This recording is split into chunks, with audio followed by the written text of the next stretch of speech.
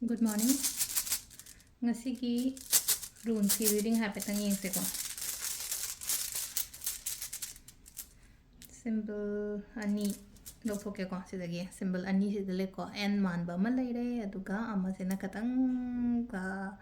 x das mine nakan da thechen bagi ta tum tore ko adi sida symbol ani se hapetang ama choose tore se ko hadi nungti ye koina la yeng badu mine ko energy se ta symbol se gi energy se kari lege habadu ngasigi oina hapetang yeng minarse अहमबगी symbol से को सिदा लैसे हानगी पास pattern गुंबा हायरसिने को हाइदि पास pattern N हायरगदि सुम ऐसे थबक अमा तौ मतम अदुम अदु पोतो ऐ फते दि खंगे फत्रग सुम ऐ कंटिन्यू तौ लेबो को हायरसिने को अदु कता कितंग चेंज तौ थोपियो हाइदि लोइशलो दुगी पोतो लोइशलगा हाइदि अनोबो गुंबा लापा हाय तारे को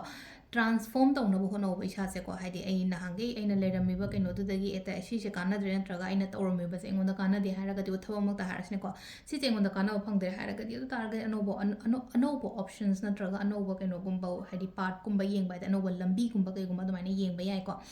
अदो सिदा हाइजको साइदि दक्लाउना चेंज गुंबा कैगुंबा दुमाइना लापसु याइको सो ngasiगी ओइना हायरगदि चेंजेस ओइ खितंग चेंज मचा मतंग ओइ तारगसु को दुमाइना गुंबा लापा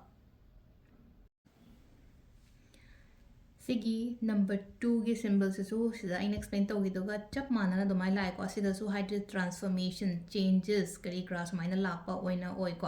हाइदि सिदा इन सेम सिदासु को हाइदि पास पैटर्न करी क्रा लेनो को अदुम बमे आमदो थादोगा हाइदि